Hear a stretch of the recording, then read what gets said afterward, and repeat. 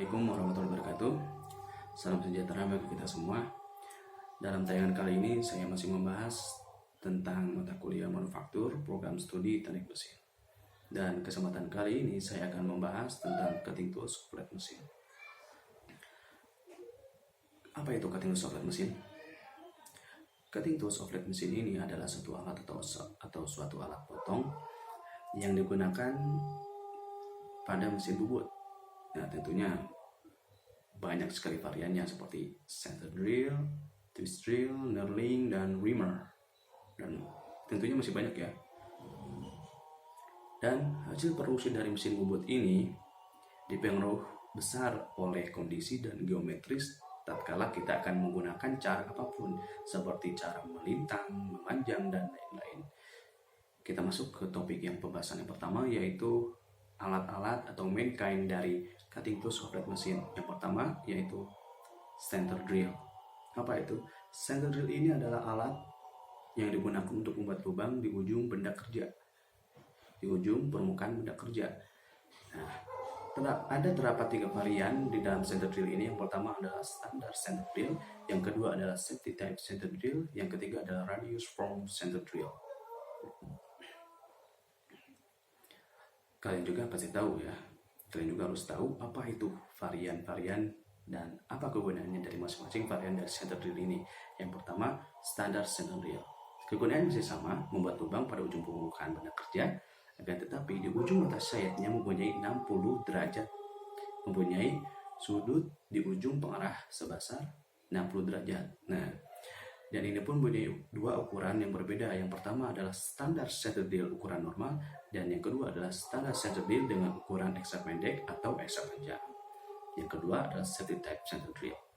Kegunaannya masih sama, membuat lubang pada ujung permukaan benda, mempunyai sudut sebesar 60 derajat, sama seperti standar center drill. Akan tetapi apabila kita akan membuat suatu lubang center bertingkat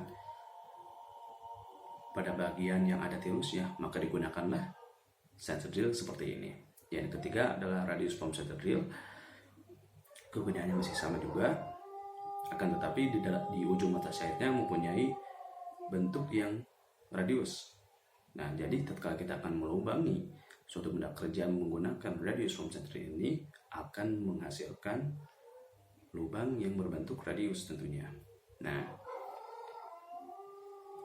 terus bagaimana cara memasang atau cara mengikat center drill ini? Nah, perlu kita ketahui dalam memasangkan center drill ini menggunakan drill chuck atau cekam bor yang terdapat di kepala lepas. Oke. Pembahasan yang kedua yaitu twist drill. Apa itu? Twist drill adalah mata bor yang digunakan untuk membuat lubang pada benda kerja yang pejal. Nah, pada mata bor ini digunakan untuk membuat lubang pada benda kerja pejal sesuai dengan ukuran dari mata bornya tersendiri dan sesuai apa yang kita inginkan tentunya ya. Nah, menurut pengelompokan dari mata bor ini sesuai dengan pengelompokan tangkainya. Yang pertama adalah mata bor dengan tangkai lurus, dan yang kedua adalah mata bor dengan tangkai tirus. Yang kedua, pengelompokan dengan mata bor sesuai dengan ukuran. Yang pertama adalah mata bor spiral normal yang digunakan untuk mengebor benda kerja pada bahan baja lunak. Yang kedua adalah spiral mata bor dengan ukuran panjang yang digunakan untuk mengebor benda kerja pada bahan baja keras. Dan yang ketiga adalah spiral mata bor dengan ukuran pendek yang digunakan untuk mengebor bahan kerja pada bahan baja lunak. Nah, itu yang kedua. Dan yang ketiga adalah knurling.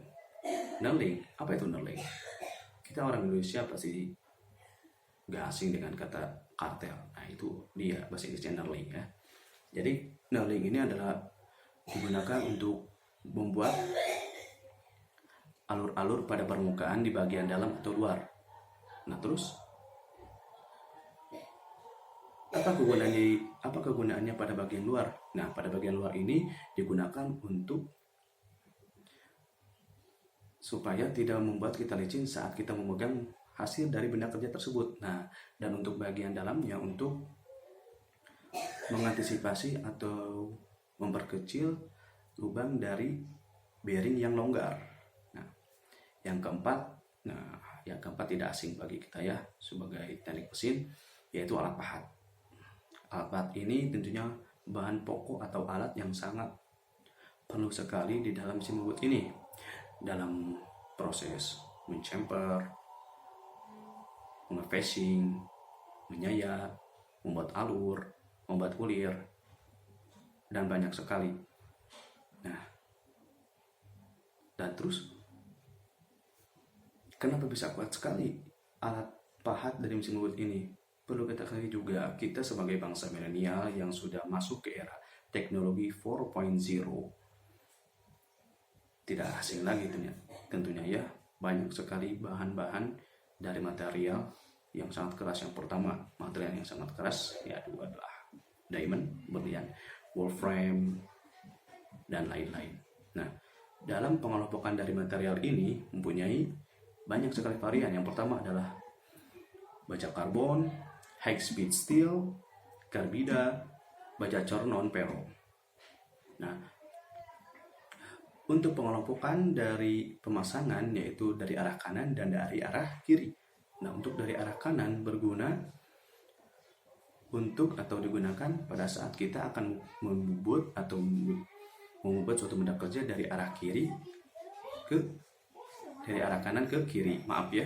Dan untuk penggunaan dari fungsi penggunaannya untuk alat bubut kiri, yaitu tatkala kita akan menggunakannya dari arah kiri ke kanan. Nah, dalam mesin bubut ini mempunyai standar-standarnya masing-masing atau banyak sekali standar yang akan kita gunakan tergantung apa yang kita gunakan, seperti ISO 1, ISO 2, ISO 3, ISO 4. Nah, alat pahat ini tentunya masih banyak varian seperti alat pahat untuk mengfacing, alat pahat untuk membuat alur, alat pahat untuk membuat alur, alat pahat untuk membuat kulir, alat pahat membuat